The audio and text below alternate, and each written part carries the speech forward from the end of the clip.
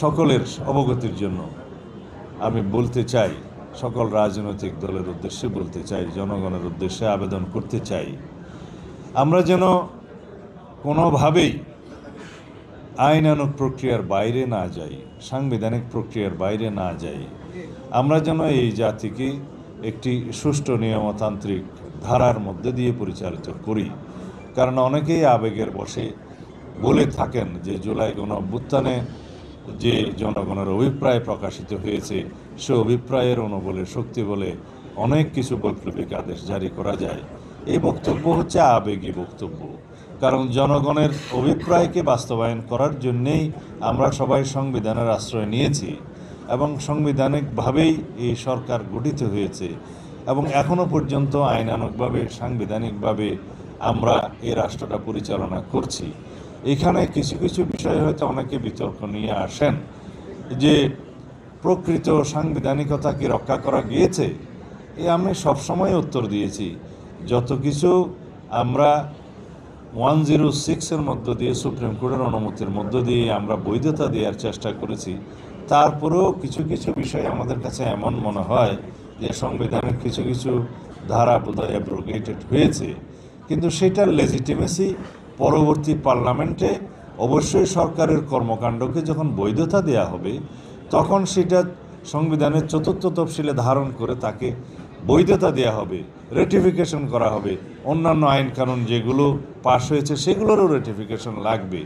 এই প্রক্রিয়ার মধ্য দিয়ে যদি কোনো রকমের কোনো ব্যত্যয় হয়ে থাকে, সেই ব্যত্যয়গুলোকেও বৈধতা দেয়া হয়ে থাকে। এটাই নিয়ম, এটাই আমাদের ঐতিহ্য এবং সাংবিধানিক ঐতিহ্য বাংলাদেশে এইভাবে রক্ষিত হয়েছে। সুতরাং আমরা সেই দোহাই দিয়ে যেন আবার এমন কোনো অসাংবিধানিক পদ্ধতির দিকে না যাই যাতে ভবিষ্যতে এটা নিয়ে আবার প্রশ্ন উঠবে যে যার আদেশ জারি করার কথা তিনি করলেন না, যেভাবে আদেশ জারি করার কথা সেভাবে হলো না, সেই আদেশের ভিত্তি যদি আইনানুগ না হয় তাহলে সেই আদেশের আইনানুগ ভিত্তি কীভাবে রচিত হবে এবং সেটাকে বাস্তবায়নের জন্য কীভাবে আবার পার্লামেন্টকে জনগণ সম্মতি দিবে। এই কথাগুলো যেন আমরা না আনি। কারণ যেটা জুলাই জাতীয় সনদ প্রণীত হয়েছে, যেভাবে সবাই স্বাক্ষরিত করেছেন এবং সেখানে যেগুলো নোট অফ ডিসেন্ট সহকারে সম্মতি প্রকাশ করা হয়েছে, হুবহু এই জুলাই জাতীয় সনদকে বাস্তবায়নের জন্য সার্বভৌম জনগণের সম্মতির ভিত্তিতে যখন একটা পার্লামেন্টের উপর বাধ্যবাধকতার সৃষ্টি করা হবে, তখন সেই জায়গা থেকে কোনো সংসদ সদস্য এবং সেই জাতীয় সংসদ সরতে পারবে না। বান্ডেল থাকলে প্রতি সেনমানিতে টাকা বাঁচবে।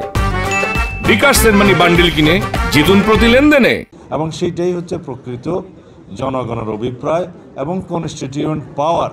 সেই জনগণের কনস্টিটিউশন পাওয়ারটা গণভোটের মাধ্যমে প্রকাশিত হবে বলেই সেই পার্লামেন্ট তার বাইরে যেতে পারবে না। এইটার অপর নামই হচ্ছে এই কনস্টিটিউয়েন্ট পাওয়ার বা গাঠনিক ক্ষমতা জনগণের সার্বভৌমত্বের অধিকারী হিসাবে আর্টিকেল 7 অনুসারে। এই কথাগুলো আমরা বোঝাতে চেষ্টা করেছি এবং আমরা সেই নিয়মতান্ত্রিক পদ্ধতিতে গিয়ে পরবর্তী পার্লামেন্টে সেই পার্লামেন্ট যেন জনগণের সেই সম্মতিটা বাধ্যতামূলকভাবে বাস্তবায়ন করে, সেই জায়গায় আমরা আছি।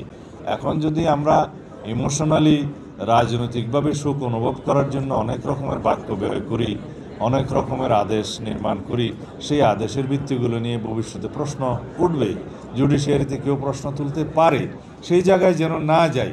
আমরা যাতে একটা নিয়মতান্ত্রিক পদ্ধতিতে এসেছি, সবার সম্মতিক্রমে এই জাতির একটা ঐক্যের মধ্য দিয়ে যেন আমাদের জুলাই সনদটা বাস্তবায়িত হয় এবং আমরা শহীদের স্বপ্ন পূরণ করতে পারি, এই জাতির প্রত্যাশা পূরণ করতে পারি। সেই আহ্বান সবাইকে জানাবো।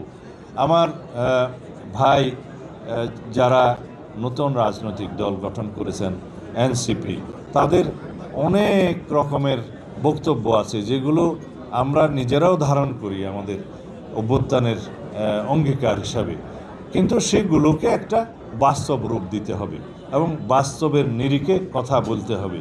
আমরা যেন এমন কোনো প্রস্তাব না দেই যাতে করে ভবিষ্যতে সেই প্রস্তাবগুলো, সেই আদেশগুলো প্রশ্নবিদ্ধ হয়, কেউ জুডিশিয়ারের কাছে নিয়ে যেতে চায় এবং সেইগুলোর মধ্য দিয়ে যেন আমাদের এই টোটাল প্রক্রিয়াটাকে কেউ এক সময় অবৈধ বলে যেন আওয়াজ না দিতে পারে। সেই কথা আমি আজকের জন্য বলছি না, আগামী 5 বছরের জন্য বলছি না, আগামী 10 বছর পরে বা 15 বছর পরে যাতে এই প্রশ্নটা নিয়ে কেউ আদালতে না যেতে পারে সেই রকম একটা ভিত্তি আমাদের এখনই রচনা করতে হবে। সুতরাং আমরা অতি সাবধানে আমাদের অর্জিত যে সাফল্য সেই সাফল্যকে আরও সাফল্যের জন্য সামনে এগিয়ে নিয়ে যেতে হবে।